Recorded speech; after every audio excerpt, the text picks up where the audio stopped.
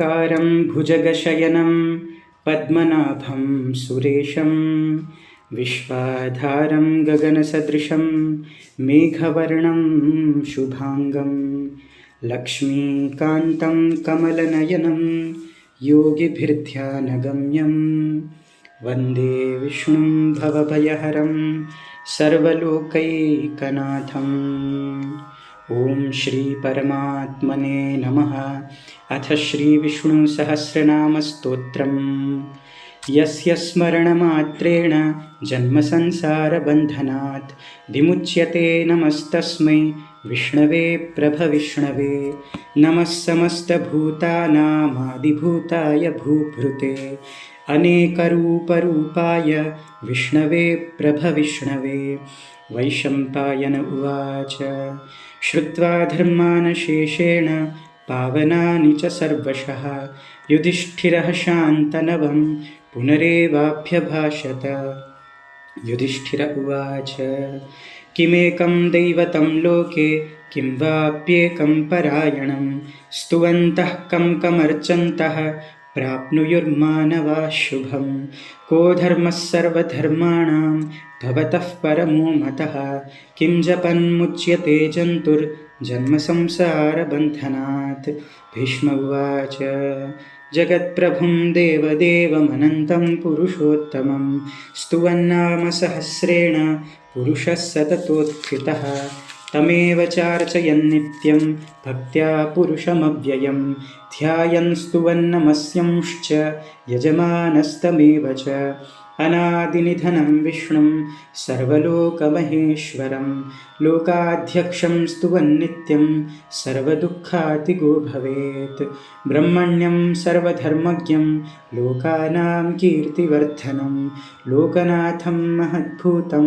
सर्वभूतभवोद्भवम्। एष मे सर्वधर्माणां धर्मोऽधिकतमो मतः यद्भक्त्या पुण्डरीकाक्षं स्तवैरर्चेन्नरः सदा। परमं यो महत्तेजः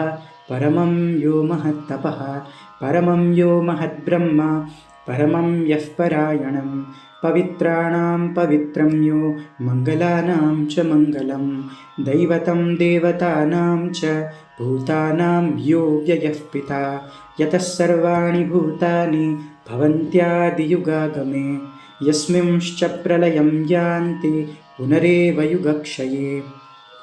तस्य लोकप्रधानस्य जगन्नाथस्य भूपते विष्णोर्नाम सहस्रं मे शृणु पापभयापहं। यानि नामानि गौणानि विख्यातानि महात्मनः ऋषिभिः परिगीतानि तानि वक्ष्यामि भूतये। ॐ विश्वं विष्णुर्वषट्कारो भूतभव्यभवत्प्रभुः भूतकृद्भूतभृद्भावो भूतात्मा भूतभावनः भूतात्मा परमात्मा च मुक्तानां परमागतिः। अव्ययः पुरुषः साक्षी क्षेत्रज्ञोऽक्षर एव च योगो योगविदां नेता प्रधानपुरुषेश्वरः। नारसिंहवपुः श्रीमान् केशवः पुरुषोत्तमः सर्वः शर्वः शिवः स्थाणुः भूतादिर्निधिरव्ययः। सम्भवो भावनो भर्ता प्रभवः प्रभुरीश्वरः स्वयंभुः शम्भुरादित्यः पुष्कराक्षो महास्वनः। अनादिनिधनो धाता विधाता धातुरुत्तमः अप्रमेयो ऋषिकेशः पद्मनाभोऽमरप्रभुः।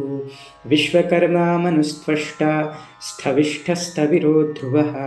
अग्राह्यः शाश्वतः कृष्णो लोहिताक्षः प्रतर्दनः। प्रभूतस्त्रिककुब्धाम पवित्रं मङ्गलं परम् ईशानः प्राणदः प्राणो ज्येष्ठश्रेष्ठः प्रजापतिः। हिरण्यगर्भो भूगर्भो माधवो मधुसूदनः ईश्वरो विक्रमी धन्वी मेधावी विक्रमः क्रमः। अनुत्तमो दुरादर्शः कृतज्ञः कृतिरात्मवान्। सुरेशः शरणं शर्म विश्वरेताः प्रजाभवः अहः संवत्सरो व्यालः प्रत्ययः सर्वदर्शनः अजः सर्वेश्वरः सिद्धः सिद्धिः सर्वादिरच्युतः वृषा कपिरमेयात्मा सर्वयोगविनिसृतः वसुर्वसुमनः सत्यः समात्मा संमितः समः अमोघः पुण्डरीकाक्षो वृषकर्मा वृषाकृतिः रुद्रो बहुशिरा बभ्रुर्विश्वयोनिःशुचिश्रवाः अमृतः शाश्वतस्थाणुर्वरारोहो महातपाः सर्वगः सर्वविद्भानुर्विश्वक्षेणो जनार्दनः वेदो वेदविदव्यङ्गो वेदाङ्गो वेदवित्कविः लोकाध्यक्षः सुराध्यक्षो धर्माध्यक्षः कृताकृतः चतुरात्मा चतुर्व्यूहश्चतुर्दंष्ट्रश्चतुर्भुजः भ्राजिष्णुर्भोजनं भोक्ता सहिष्णुर्जगदादिजः अनघो विजयो जेता विश्वयोनिः पुनर्वसुः उपेन्द्रो वामनः प्रांशुरमोघः शुचिरुर्जितः अतीन्द्रः सङ्ग्रहः सर्गो धृतात्मा नियमो यमः वैद्यो वैद्यः सदा योगी वीरः माधवो मधुः अतीन्द्रियो महामायो महोत्साहो महाबलः महाबुद्धिर्महावीर्यो महाशक्तिर्महाद्युतिः अनिर्देश्य वपुः श्रीमानमेयात्मा महाधृधृक् महेश्वासो महीभर्ता श्रीनिवासः सताङ्गतिः अनिरुद्धः सुरानन्दो गोविन्दो गोविदाम्पतिः मरीचिर्दमनो हंसः सुपर्णो भुजगोत्तमः हिरण्यनाभः सुतपाः पद्मनाभः प्रजापतिः अमृत्युः सर्वदृक्सिंहः सन्धाता सन्धिमान् स्थिरः अजो दुर्मर्षणः शास्ता विश्रुतात्मा सुरारिः गुरुर्गुरुतमो धाम सत्यः सत्यपराक्रमः निमिषो निमिषस्रग्वी वाचस्पतिरुदारधीः अग्रणिर्ग्रामणि श्रीमान् न्यायो नेता समीरणः सहस्रमूर्धा विश्वात्मा सहस्राक्षः सहस्रपात् आवर्तनो निवृत्तात्मा संवृतः सम्प्रमर्दनः अहः संवर्तको वह्निरनिलो धरणीधरः सुप्रसादः प्रसन्नात्मा विश्वभुग्विभुः सत्कर्ता सत्कृतः साधुर्जन्नुर्नारायणो नरः असङ्ख्येयो प्रमेयात्मा विशिष्टः शिष्टकृच्छुचिः सिद्धार्थः सिद्धसङ्कल्पः सिद्धिदः सिद्धिसाधनः वृषा हि वृषभो विष्णुर्वृषपर्वा वृषोदरः वर्धनो वर्धमानश्च विविक्तश्रुतिसागरः सुभुजो दुर्धरो वाग्मी महेन्द्रो वसुदो वसुः नैकरूपो बृहद्रूपः शिपिविष्टः प्रकाशनः ओजस्तेजोद्युतिधरः प्रकाशात्मा प्रतापनः वृद्धस्पष्टाक्षरो मन्त्रश्चन्द्रांशुर्भास्करच्युतिः अमृतांशूद्भवो भानुः शशविन्दुः सुरेश्वरः औषधं जगतः सेतुः सत्यधर्मपराक्रमः भूतभव्यभवन्नाथः पवनः पावनो नलः कामः कामकृत्कान्तः कामः कामप्रदः प्रभुः युगादिकृद्युगावर्तो नैकमायो महाशनः अदृश्यो व्यक्तरूपश्च सहस्रजिदनन्तजित् इष्टो विशिष्टः शिष्टेष्टः शिखण्डिनहुसो वृषः क्रोधः क्रोधकृत्कर्ता विश्वबाहुर्महीधरः अच्युतः प्रथितः प्राणः प्राणदो वासवानुजः अपां निधरधिष्ठानमप्रमत्तः प्रतिष्ठितः स्कन्दस्कन्धतरो धुर्यो वरदो वायुवाहनः वासुदेवो बृहद्भानुरादिदेवः पुरन्दरः अशोकस्तारणस्तारः शूरः शौरिर्जनेश्वरः अनुकूलः सतावर्तः पद्मिपद्मनिभीक्षणः पद्मनाभोरविन्दाक्षः पद्मगर्भः शरीरभृत् महर्धिर्द्धो वृद्धात्मा महाक्षो गरुडध्वजः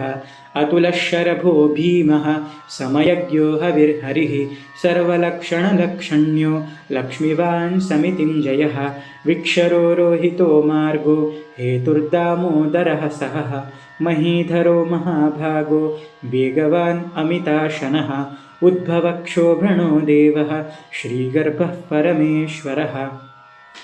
करणं कारणं कर्ता विकर्ता गहनो गुहः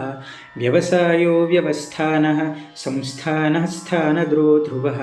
परर्धिः परमस्पष्टः तुष्टः पुष्टः सुभीक्षणः रामो विरामो विरजो मार्गो नेयो नयो नयः वीरः शक्तिमतां श्रेष्ठो धर्मो धर्मविदुत्तमः वैकुण्ठः पुरुषः प्राणः प्राणदः प्रणवः पृथुः हिरण्यगर्भः शत्रुघ्नो व्याप्तो वायुरधोक्षजः ऋतुः सुदर्शनः कालः परमेष्ठिपरिग्रहः उग्रः संवत्सरो दक्षो विश्रामो विश्वदक्षिणः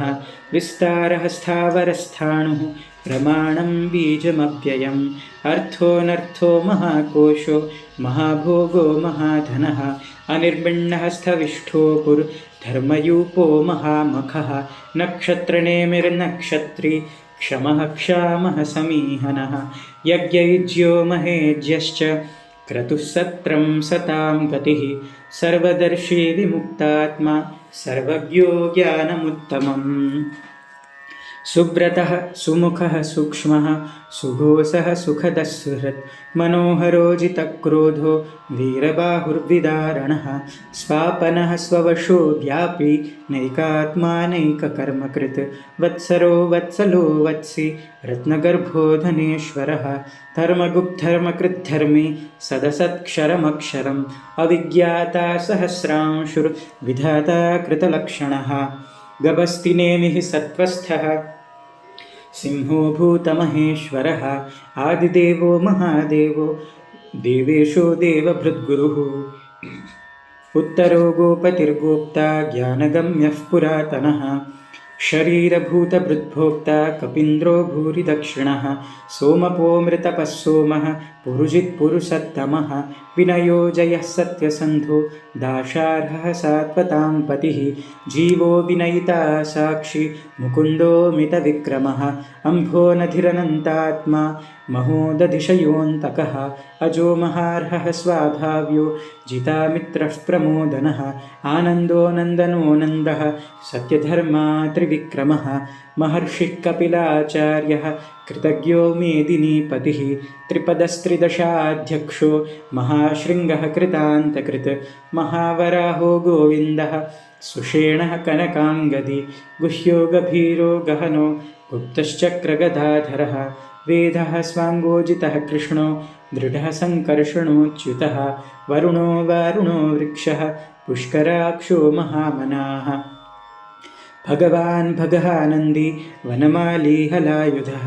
आदित्यो ज्योतिरादित्यः सहिष्णुर्गतिसत्तमः सुधन्वा खण्डपरशुर्दारुणो द्रविणप्रदः दिविस्पृक्सर्वदृग्व्यासो वाचस्पतिरयो निजः त्रिसामासामगस्सामनिर्वाणं भेषजं विशक्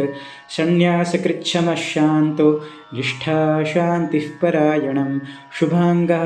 शान्तिदः स्रष्टा कुमुदः कुवलेशयः गोहितो गोपतिर्गोप्ता वृषभाक्षो वृषप्रियः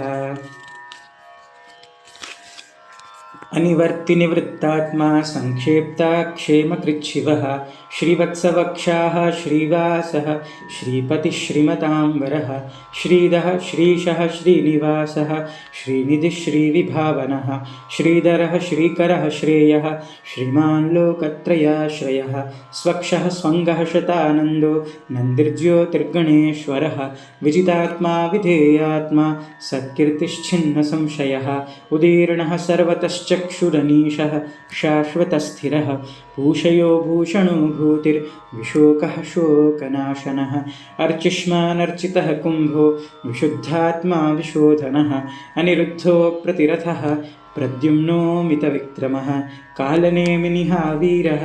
शौरिः शूरजनेश्वरः त्रिलोकात्मा त्रिलोकेशः केशवः केशिहा हरिः कामदेवः कामपालः कामीकान्तः कृतागमः अनिर्देश्यवपुर्विष्णुर्वीरोऽनन्तो धनञ्जयः ब्रह्मण्यो ब्रह्मकृद्ब्रह्मा ब्रह्मविवर्धनः ब्रह्मविद्ब्राह्मणो ब्रह्मी ब्रह्मज्ञो ब्राह्मणप्रियः महाक्रमो महाकर्मा महातेजा महोरगः महाक्रतुर्महायज्वा महायज्ञो महाहविः स्तव्यः स्तवप्रियः स्तोत्रं स्तुतिस्तोतार वारणप्रियः पूर्णः पूरयिता पुण्यः पुण्यकीर्तिरनामयः मनोजवस्तीर्थकरो वसुरेता वसुप्रदः वसुप्रदो वासुदेवो वसुर्वसुमना हविः सद्गतिः सत्कृतिः सत्ता सद्भूतिः सत्परायणः शूरसेनो यदुश्रेष्ठः सन्निवासः सुयामुनः भूतावासो वासुदेवः सर्वासु निलयो नलः दर्पः दर्पदो दृप्तो दुर्धरोधापराजितः विश्वमूर्तिर्महामूर्तिर्दीप्तमूर्तिरमूर्तिमान् अनेकमूर्तिरव्यक्तः शतमूर्तिशताननः एको नैकः सवः कः किं यत्तत्पदमनुत्तमं लोकबन्धुर्लोकनाथो माधवो भक्तवत्सलः सुवर्णवर्णो हेमाङ्गो वराङ्गश्चन्दनाङ्गदी वीरः विषमः शून्यो कृताशीरचलश्चलः अमानी मानदो मान्यो लोकस्वामित्रिलोकधृक् सुमेधा मेधजो धन्यः सत्यमेधाधराधरः तेजो वृषोद्युतिधरः सर्वशस्त्रभृताम्बरः प्रग्रहो निग्रहो व्यग्रो नैकशृङ्गो गदाग्रजः चतुर्मूर्तिश्चतुर्बाहुश्चतुर्व्यूहश्चतुर्गतिः चतुरात्मा चतुर्भावश्चतुर्वेदविदेकपात् समावर्तो निवृत्तात्मा दुर्जयो दुरतिक्रमः दुर्लभो दुर्गमो दुर्गो दुरावासो दुरारिः शुभाङ्गो लोकसारङ्गः सुतन्तुस्तन्तुवर्धनः इन्द्रकर्मा महाकर्मा कृतकर्मा कृतागमः उद्भवः सुन्दरः सुन्दो रत्ननाभः सुलोचनः अर्को वाजसनः शृङ्गी जयन्तः सर्वविजयी सुवर्णबिन्दुरक्षोभ्यः सर्ववागीश्वरेश्वरः महाह्रदो महागर्तो महाभूतो महानिधिः कुमुदः कुन्दरः कुन्दः पर्जन्यः पावनो निलः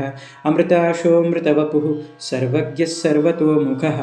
सुलभः सुब्रतः सिद्धः शत्रुजिच्छत्रुतापनः न्यग्रोधोदुम्बरोश्वस्थश्चाणुरान्ध्रनिषूदनः सहस्रार्चिः सप्तजिह्वः सप्तैधाः सप्तवाहनः अमूर्तिरनघोचिन्त्यो भयकृद्भयनाशनः अणुर्बृहत्कृशस्थूलो गुणभृन्निर्गुणो महान् अधृतस्वधृतस्वास्यः प्राग्वंशो वंशवर्धनः भारभृत्कथितो योगी योगीशः सर्वकामदः आश्रमश्रमणः क्षामः सुपर्णो वायुवाहनः धनुर्धरो धनुर्भेदो दण्डो दमयिता दमः अपराजितः सर्वसहो नियन्ता नियमो यमः सत्त्ववान् सात्विकः सत्यः सत्यधर्मपरायणः अभिप्रायः प्रियार्होर्हः प्रियकृत्प्रीतिवर्धनः विहाय सगतिर्ज्योतिः सुरुचिर्हुतभुग्विभुः रविर्विरोचनः सूर्यः सविता रविलोचनः अनन्तो हुतभुग्भोक्ता सुखदो नैकजोऽग्रजः अनिर्विण्णः सदामर्षि लोकाधिष्ठानमद्भुतः सनात्सनातनतमः कपिलः कपिरप्ययः स्वस्तिदः स्वस्तिकृत् स्वस्ति स्वस्तिभुक् स्वस्ति दक्षिणः अरौद्रः कुण्डलीचक्री विक्रम्युर्जितशासनः शब्दातिगः शब्दसहः शिशिरः शर्वरीकरः अक्रूरः पेशलो दक्षो दक्षिणक्षमिणाम्बरः विद्वत्तमो वीतभयः पुण्यश्रवणकीर्तनः उत्तारणो दुष्कृतिः पुण्यो दुःस्वप्ननाशनः विरहारक्षणः सन्तो जीवनः पर्यवस्थितः अनन्तरूपोऽनन्तश्रीः जितमन्युर्भयापहः चतुरस्रो गभीरात्मा विदिशो व्यादिशो दिशः अनादिर्भुर्भुवो लक्ष्मीः सुवीरो रुचिराङ्गदः जननो जनजन्मादिर्भीमो भीमपराक्रमः आधारनिलयो धाता पुष्पहासः प्रजागरः ऊर्ध्वगः सत्पथाचारः प्राणदः प्रणवः प्रणः प्रमाणं प्राणनिलयः प्राणभृत्प्राणजीवनः तत्त्वं तत्त्वविदेकात्मा जन्ममृत्युजरातिगः भूर्भुवस्वस्तरुस्तारः सविता प्रपितामहः यज्ञो यज्ञपतिर्यज्वा यज्ञाङ्गो यज्ञवाहनः यज्ञभृद्यज्ञकृद्यज्ञि यज्ञभुग्यज्ञसाधनः यज्ञान्तकृद्यज्ञगुह्यमन्नमन्नाद एव च आत्मयोनिस्वयं जातो वैखानः सामगायनः देवकीनन्दनस्रष्टा क्षितीशः पापनाशनः शङ्खभृन्नन्दकी चक्री शार्ङ्गधन्वागदाधरः रथाङ्गपाणिरक्षोभ्यः सर्वप्रहरणायुधाः सर्वप्रहरणायुध ॐ नम इतीदं कीर्तनीयस्य केशवस्य महात्मनः नाम्नां सहस्रं दिव्यानामशेषेण प्रकीर्तितं य इदं शृणुयान्नित्यं यश्चापि परिकीर्तयेत् नाशुभं प्राप्नुयात् किञ्चित् सोमुत्रेह च मानवः वेदान्तको ब्राह्मणः स्यात् क्षत्रियो विजयी भवेत् वैश्यो धनसमृद्धः स्यात् शूद्रः सुखमवाप्नुयात् धर्मार्थी प्राप्नुयात् धर्ममर्थार्थी चार्थमाप्नुयात् कामानवाप्नुयात् कामी प्रजार्थी प्राप्नुयात् प्रजां भक्तिमान् यः सदोत्थाय शुचिस्तद्गतमानसः सहस्रं वासुदेवस्य नाम्नामेतत् प्रकीर्तयेत् यशः प्राप्नोति विपुलं याति प्राधान्यमेव च अचलां श्रियमाप्नोति श्रेयः प्राप्नोत्यनुत्तमं न भयं क्वचिदाप्नोति वीर्यं तेजश्च विन्दति भवत्यरोगो द्युतिमान् बलरूपगुणान्वितः रोगार्तो मुच्यते रोगार्बद्धो मुच्येत बन्धनात् भयान् मुच्येत भीतस्तु मुच्येतापन्न आपदः दुर्गाण्यति तरत्याशु पुरुषः पुरुषोत्तमं स्तुवन्नाम सहस्रेण नित्यं भक्तिसमन्वितः वासुदेवाश्रयो मर्त्यो वासुदेवपरायणः सर्वपापविशुद्धात्मा याति ब्रह्म सनातनं न वासुदेवभक्तानामशुभं विद्यते क्वचित् जन्ममृत्युजराव्याधि भयं नैवोपजायते इमं स्तवमधीयानः श्रद्धाभक्तिसमन्वितः युज्येतात्मसुखक्षान्तिश्रीधृतिस्मृतिकीर्तिभिः न क्रोधो न च मात्सर्यं न लोभो नाशुभामतिः भवन्ति कृतपुण्यानां भक्तानां पुरुषोत्तमे द्यौसचन्द्रार्कनक्षत्राखं दिशो भर्महोदधिः वासुदेवस्य वीर्येण विधृतानि महात्मनः ससुरासुरगन्धर्वं सयक्षोरगराक्षसं जगद्वशे वर्ततेदं कृष्णस्य सचराचरम् इन्द्रियाणि मनोबुद्धिः सत्त्वं तेजो बलं धृतिः वासुदेवात्मकान्याहुः क्षेत्रं क्षेत्रज्ञ एव च सर्वागमानामाचारः प्रथमं परिकल्पते आचारप्रभवो धर्मो धर्मस्य प्रभुरच्युतः ऋषयः पितरो देवा महाभूतानि धातवः जङ्गमाजङ्गमं चेदं जगन्नारायणोद्भवं योगो ज्ञानं तथा सांख्यं विद्या शिल्पादिकर्म च वेदाः शास्त्राणि विज्ञानम् एतत्सर्वं जनार्दनात् एको विष्णुर्महद्भूतं पृथग्भूतान्यनेकशः त्रिलोकान् व्याप्य भूतात्मा भुङ्क्ते विश्वभुगव्ययः इमं स्तवं भगवतो विष्णोर्व्यासेन कीर्तितं पठ्येद्य इच्छेत् पुरुषः श्रेयः प्राप्तुं सुखानि च विश्वेश्वरमजं देवं जगतः प्रभवाप्ययं भजन्ति ये पुष्कराक्षं न ते यान्ति पराभवम् ओं तत्सदिति श्रीमन्महाभारते शतसाहस्र्यां संहितायां वैयासिक्याम् आनुशासनिके पर्वणि भीष्मयुधिष्ठिरसंवादे श्रीविष्णोर्दिव्यसहस्रनामस्तोत्रम्